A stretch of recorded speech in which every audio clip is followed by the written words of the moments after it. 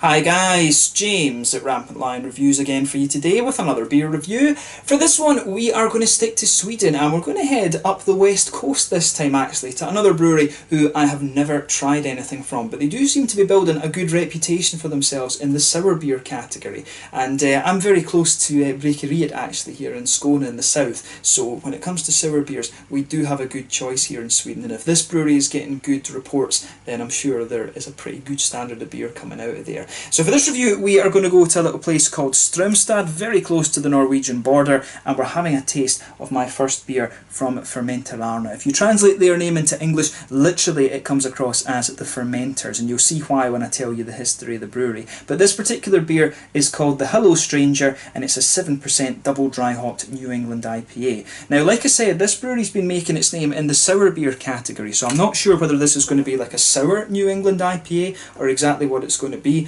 But this was one that I picked up at Glassbank in Pumped SA about a month, 6 weeks ago, something like that. So really looking forward to trying this one. It's a brewery that's got a good reputation, as I said, and it's always cool to introduce you guys to new upcoming Swedish breweries here on the channel. So I really hope that you enjoy my take on this one. So anyway, as is usual with my reviews then, I'll tell you a little bit about the brewery before we taste the beer.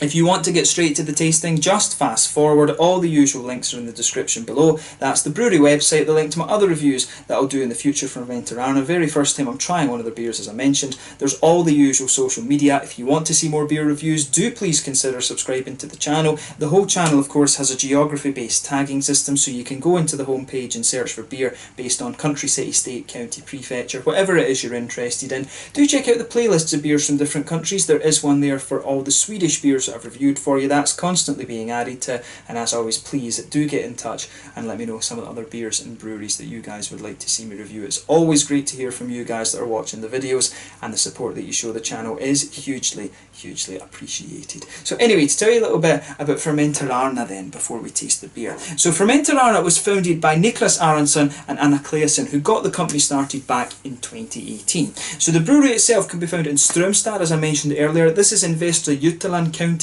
and it's very close to the Norwegian border. If you look at pictures of this village, actually it looks, you know, really quite pretty, to be honest. I think it's just an old small kind of fishing village, if you like, so I'll need to pop in there at some point on my way up to Oslo next time.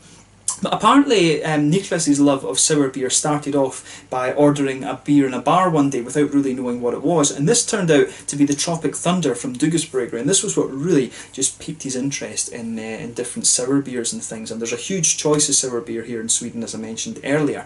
On the other hand, Anna has a long interest in things that ferment, and she runs a restaurant which is called Koster's Trädgårdar, and she'd fermented various things such as sauerkraut and I think she'd made her own soy sauce and stuff like this as well, actually, in the past, in preparations for food in the restaurant too. And this really got them thinking that they'd like to have a go at some sour beers. But the brewery itself started out with a small 200-litre brew kit and about 7 tanks, and in late 2018 they had to take a break to expand the company because their beers had been very well received at different festivals that they'd taken them to. But they now boast a new facility with 2 500-litre brew kits, and they've got a total tank capacity of around 17,000 litres, and they've been aiming to brew about 50,000 litres across 2019, but they do say that they have the equipment available to them to brew 250,000 litres of beer per year. According to Untappd, as of July 2019, when I'm filming this review, they've produced around 50 different types of beers, and like I say, mainly they've been making that name for themselves in the sour beer category. If you look through the beer list that they have on Untappd, they are mainly their Berliner Weisses, there's fruit sours in there, there's a few Goses and stuff like this as well. So if you're into your sour beers, this is definitely a brewery that you want to keep an eye on. They do have their beers in Systembolaget now as well. When I did a quick search for them before doing this video, there was 3 beers available there, and one of them I can get in my local store, so I'll need to pick that up as well and see how that one turns out. I think that one was a Berliner Weiss, if I remember correctly. But yeah, that was all the information I was able to find on the brewery for the moment. I used beernews.sa again and read all their articles for the various pieces of information that you've heard there. If you want to learn a little bit more, of course, you can check out the brewery website. You can follow them on Facebook and Instagram, and that will keep you up to date with all the latest goings on. And if you are interested in all the different beers they do, I'd recommend you look at either the Rate Beer page or the Untappd page, of course. But yeah, let's get on to the actual tasting, pardon me, of this beer itself. So I'll just let you have a little look at the artwork of this one before we open it up. There you can see the ghosty guy. on the front of this. As I say, I do quite like the artwork that these guys have. One thing I should say as well is that the beers that they're selling in Systembolaget seem to be in 330ml cans. They seem to be in little ones, and they seem to have a white background as well, rather than being kind of clear and shiny. There you can see the Fermenterarna badge there, which is kind of cool. These silver cans are a bit of a pain actually in terms of filming, just in the light. The artwork is cool, but they're just annoying because they reflect everything when you're trying to use the camera and stuff. But it says here unfiltered and unpasteurized. So yeah, it's been in the fridge for the last kind of 5 weeks or so that I've had it. This is one that I just hadn't got around to yet because I hadn't written the notes for it. So yeah, it's good. As I say, 7% new double dry hop New England IPA, this one. So without further ado, let's get it out and we'll get on with the tasting. I'm curious to see how this one turns out. Like I said, 7%, but I've no idea whether this beer is a sour IPA or exactly what it is. But there we go. As you can see, this one is poured a really nice kind of bright golden yellow colour, which is kind of what you'd expect for a New England IPA. There's a solid 2/3 finger of a frothy, well actually rather bumpy, kind of creamy coloured head on this one. One or two big bubbles sticking towards the side of the glass, a few little ones going up towards the bottom of the head there, and in terms of colour, if I put the light through this one, it's definitely a very kind of bright yellow. You know, it just looks like a fruit juice basically, this beer. If I put my fingers behind the glass, you can see there is a good degree of haziness to this one. But let's take a closer look at the aroma and just see how we get on with this one then. There's nothing particularly surprising about this beer in terms of its appearance. That smells pretty nice actually. In terms of its aroma, it does actually come across as being a little bit farmhousey or something like that.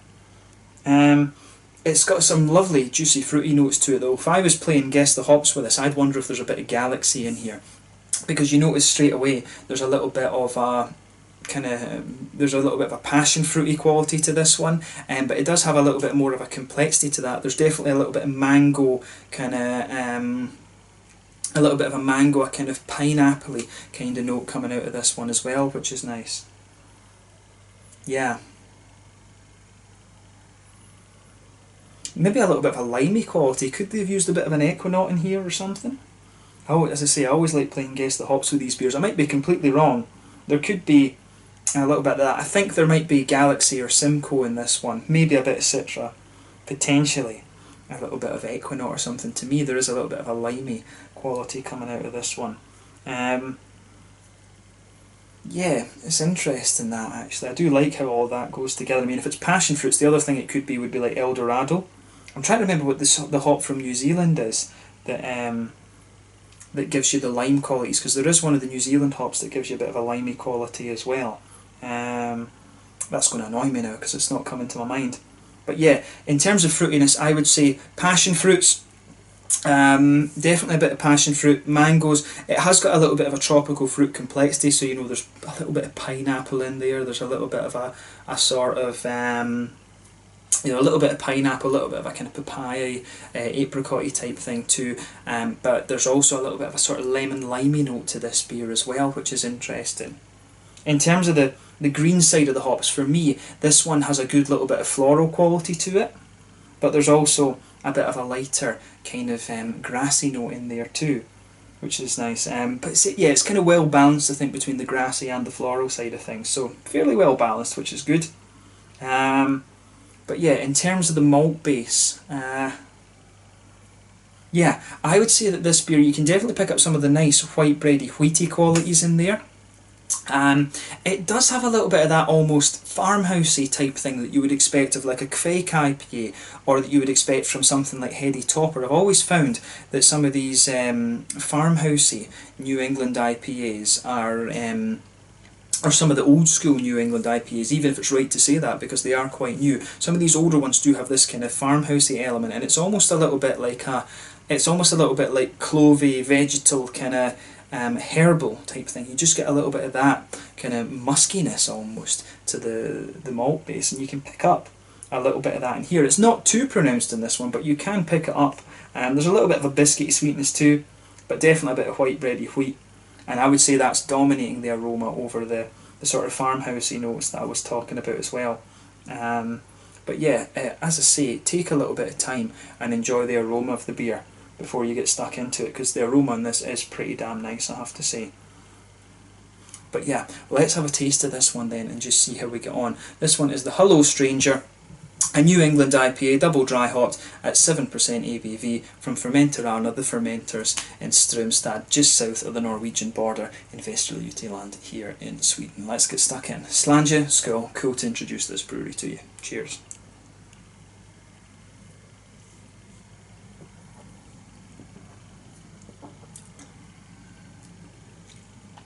So no, right, this one is not a sour beer. This is just a straight up New England IPA. And I was talking about these kind of farmhousey notes coming out of it. You don't pick those up in the flavour actually. This is just a very straight up New England IPA, to be honest. I'm a bit surprised at that. I was expecting this one they might be using a little bit of a Kveik yeast or a farmhouse yeast or a something else in there. I was expecting this one to be a sour New England IPA, but it's really not. That said, I mean, I'm a bit surprised, but in terms of it being a normal New England IPA, it's pretty damn good, so big thumbs up to these guys for this. They've pulled off a really good beer here, actually.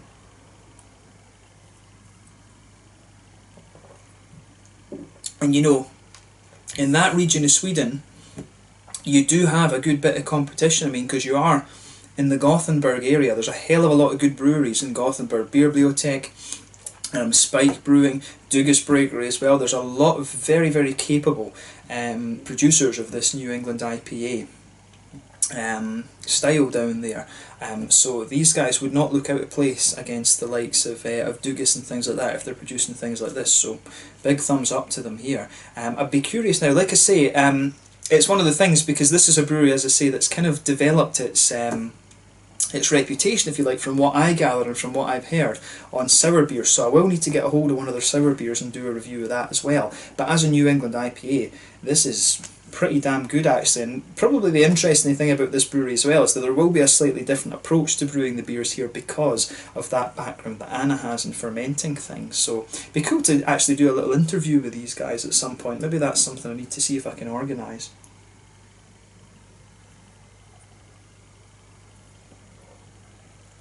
So yeah, that's really, really quite nice actually. Big thumbs up to Fermenterarna for this one. This is a solid beer.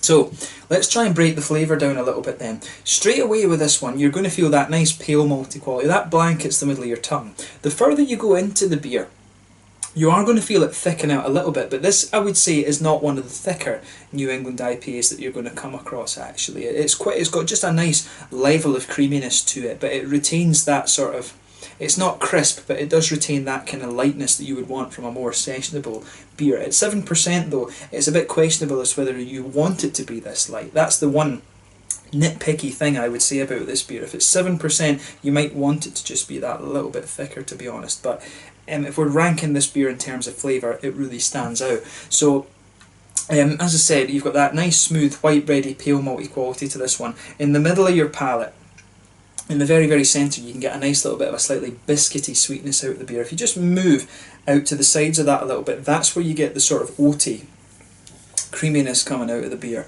and that is where this beer that's where this beer really kind of pulls off its smoothness, if you like. There maybe is a little tiny touch of a slightly woody undertone to this one, particularly the further you go into the aftertaste. But really, the malt base in this beer is very, very straight up. I mean, I think it's fair to say about this beer is that it doesn't do anything surprising. It's just well crafted, and you know, that's what a lot of these new breweries are going to be like these days. You know, they're wanting to try and get good at this style, and you know, I've been trying beers from smaller breweries like Apex Brewing Company.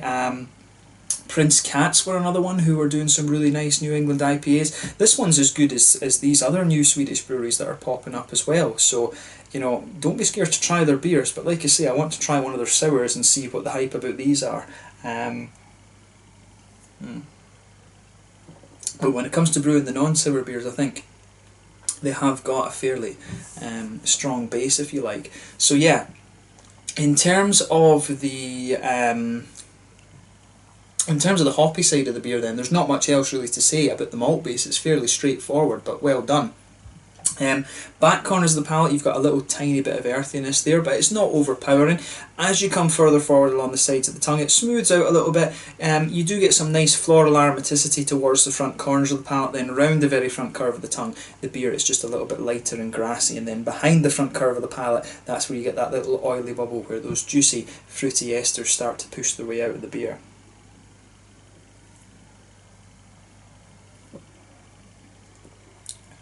And for me, this one, I'm wondering whether I should revise what I was saying about Galaxy in this one, because the stronger notes that you would expect of passion fruit, for example, are not overly present in this one. You get a little bit of it in the aftertaste, but I'm more tempted to say that it might just be Citra that's in here. And you can feel this one. The front of your palate does dry out a little bit with these fruity notes as well. So I would say there's a little bit of a there is a little bit of a darker passion fruity, grapefruity note in there at the back. But as you come further forward, it gradually moves on to being a more mango-y sort of thing. There's a little bit of a kind of apricot-y kind of flavour out of this one as well. But at the front of the tongue, there is this sort of lemon-limey quality coming out of this beer. So maybe there is a bit of Centennial or a bit of or perhaps a bit of Equinaut in here. Centennial, of course, will give you these nice sort of lemon sherbety qualities, and you'll get a good bit of Centennial. You'll get a good bit of a limey quality rather out of Equinaut. Brain's not working in this review, and there are a few others that will give you those too. As I say, I still can't remember the name of that New Zealand hop, and I'll think of it right after I finish the video, because that's just how it works. But there are a few others out there that will give you some really nice. That will give you a really nice kind of limey quality as well. So it could be one of those, but for me the main fruits, a little bit of a kind of mix of mango and a few other tropical fruits in there, but kind of quite a strong lemon limey quality there. So it does have a good little bit of that sharper bite that you might want, and that I guess kind of fits in with the sort of sour beer mantra that these guys are going for. But as a New England IPA, this is pretty damn solid, and I certainly wouldn't hesitate to drink it again. In terms of the mouthfeel then, I would say